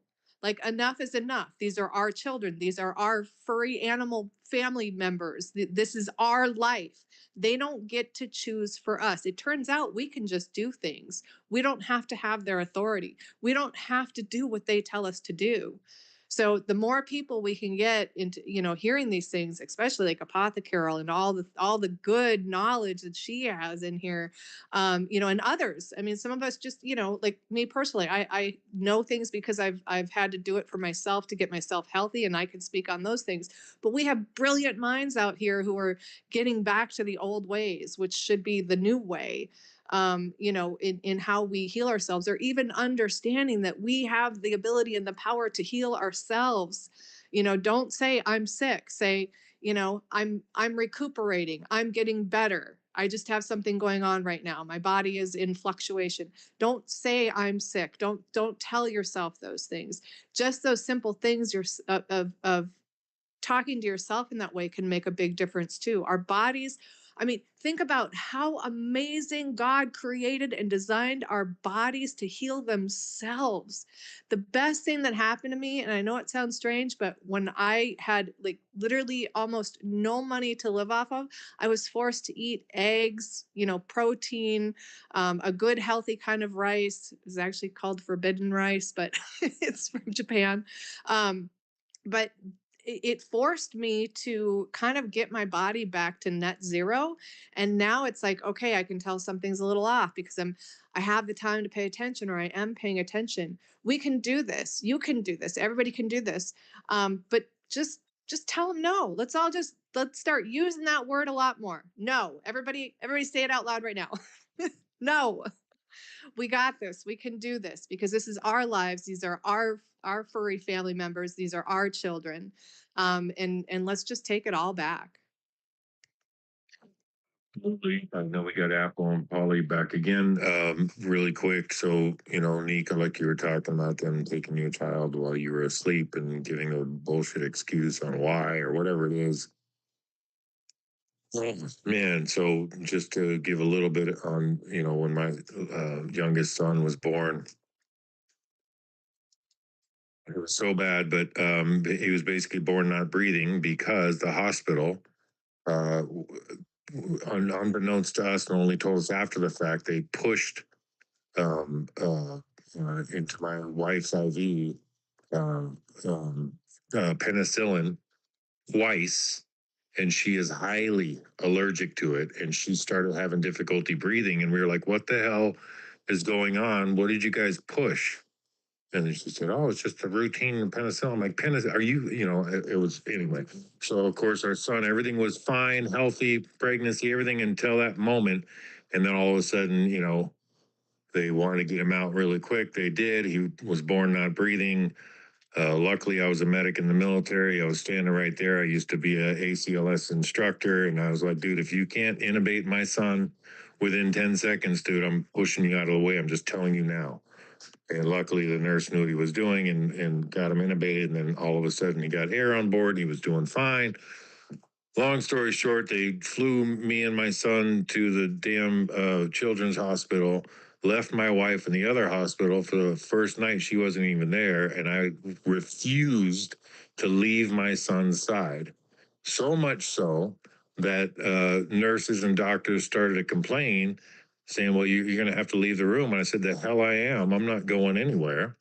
And then, of course, I used my sailor's mouth a little bit more freely than I'm using it here, because, of course, we don't want F-bombs dropped in here. And so then they called security, and then security came up and had a whole bunch of attitude and said, oh, well, we'll remove you. And I said, man, you can try. That ain't going to happen. You're not going to get me away from my son. So why don't you do yourself a favor? Go call the real police instead of your little security guards with your stupid little night beat sticks and whatever, and come bring it on. And so then the police came, and they tried to get me to get out of the room. I said, there's no way. You can come get your ass in this room with me, but there's no way I'm leaving my son, his side. It's just not going to happen. And then one of the police officers, thank goodness, was a fellow veteran. He recognized that I was a veteran. I happened to just be wearing a vet hat and whatnot. And he's like, hey, man, look, I'm with you. I will not make you leave your son. Can you just tone it down just a bit with your mouth, And I said, when somebody asks me a question like that and shows me some respect, sure, I can do that, But yeah, I refused to leave his side. And my wife, she came the next day. I did not sleep the entire time. I made sure they showed me every single thing that they were doing. If they were trying to bring any medication in, I'm like, nope, let me see the label. You ain't putting that damn thing in my son's IV, nothing. So anyway, sorry to go on like that, but there was a lot of damn stuff that happens in hospitals, and you got to be diligent about allowing them or disallowing them to do stuff. Be careful of any damn forms that you sign when you're getting into the hospital. You gotta be really diligent these days. Anyway, Apple, thanks for your patience. Oh, no, not at all. I wanted to add to Pete this morning. You have to see, don't believe what I say. Go listen. Go listen to his video. His secretary, um, of war, Pete, and you guys can find him easy. They make it easy for us to find it. He was very specific, and you have to listen to what they say. Religious exception. And he elaborated that, you have to hold to your principles, and this can be done without compromising the readiness of the soldier to serve the country. So they're telling you those are civil rights violations. And I think that's where we need to go. Start writing letters to your doctor, specify, put that in your file, and then you go. I have a child with that I had to educate myself on the ADA, Americans with Disabilities Act, which I think is overused, but it is necessary. Okay. So if you go on their website, which I never have because if it doesn't bother me, I don't have that time. But the easiness it is to navigate a government page. And one of their first statements is, have you been messed with? Have your rights been violated? Click here. And if you follow the Trump administration, he's making the power of the federal government available to us. So that was interesting that he said that. Once you say, hey, it's my religious rights, and they violate them, what happens next? We gotta try something different. And I don't just send people to war without the tools. Our medical system is broken and is being taken over at a rapid pace. The CCP is running it. The narcos run this thing, Chinese CCP run that, and we have a lot of groups controlling, H-1 visa is run by the Indians. So this is the way I look at life. And it's not true to every single one, but I'm talking about numbers and the majority. So you got to understand that when COVID came, it was clear to me that I could no longer trust the CDC because the CDC told me that you could wear 3 masks and be okay.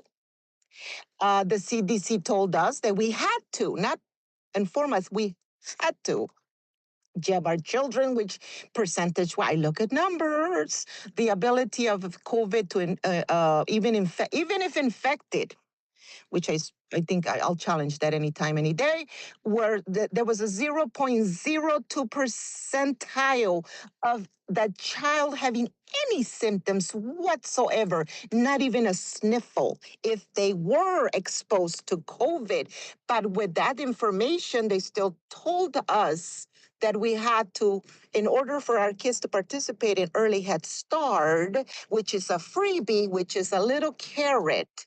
Well, if you want your child to be taken care of and the government to subsidize or your community, then you're going to have to comply. So we're constantly giving our children for comfort. And we don't even know we're doing that, but that's what's happening. So I challenge. Now, what did Trump do? As soon as he came in, he censored the CDC and he disabled the system. And you will no longer fearmonger our citizens. You will no longer come with your dumbness. I'm trying to use kind words and manipulate the masses. So stay with that energy. And if you have to sell one of your luxury cars so you can take your child out of that HMO, at that PPO or that union that is giving you that health care for your child, so your child does not have to be pushed into multiple poison jabs on their little bodies, then you do that. But those are parent choices and grown-up people choices. We have to do it. They're uncomfortable, they're annoying, they're out of the norm, but it's okay. You're going to have to do that. I mean, you would stand in front of a train and a lion that came at your child, why wouldn't you stand in front of a jab, the CCP and their mother and grandmother if you had to? This is where we're at. So be mindful who you are, your environment, but above all, understand your civil rights and your ability to have that and your constitutional rights, which right now we have a man at the White House that is backing you up, that is not just talking, but is actually doing stuff. And I can remember the lawsuit that was brought up for violations, and there's been a couple. Do your research, find out. So, and move in crowds. Don't be by yourself. Bring your grandma, bring the auntie, bring the neighbor. You would be amazed the empowerment it is when a whole group of people show up to advocate at the doctor's office, at the school boards, and your local city councils. Trump said, I'm giving it back to you. And we're sitting around and the ball is there and we need to kick that ball. We can't play if we just stare at the ball. And I'll end. Oh man, we got all kinds of stuff that we're covering, but it's good that we're talking about it so people are made aware because you hadn't experienced this kind of stuff. But Paulie, did you want to add to this? Yeah, just one last thing. I think it's funny that nowadays I'm more comfortable talking about aliens than I am talking about the safety of vaccinating my child. Like, it's crazy. Like, why do I feel like it's a group mentality if you say negative things about vaccines, because everyone literally, it feels like you're just a target and you're doing bad to your child by not taking these vaccines. I'm like, but I can talk about aliens and it's like a laughing subject, but they just blindly believe everything that they're told. Just crazy to me. That's it. Well, I mean, that's part of the programming that we talk about. Remember, I mean, for the past 100+ years, especially with media, radio, and television, and we have been programmed for over a century. And I don't know if people really get that. We talk about it, but I don't know if people really get that. So Nika, I'm thinking I've got to close this relatively early. We can't go the full 3-hour gig. So how you feeling? I actually have to leave around noon to take my daughter into Raleigh to see a geneticist. So everybody say a prayer that we get some answers. I would appreciate it. But whenever you are ready, I'm fine with it. I'm here as long as you need me, Truth. At least until noon. You're awful sweet. Yeah. So and I'm assuming you're talking noon East time because I'm out in Tennessee in the central part of Tennessee. We have 2 time zones here. Correct. I'm sorry. Yes. Yeah. So we'll start to wind her down. Is there for the people who do have mics still, is there any kind of last thoughts that you want to do so we can wind her down? I hope everyone has a great Tuesday, and thanks for talking about the important topics that people don't like talking about.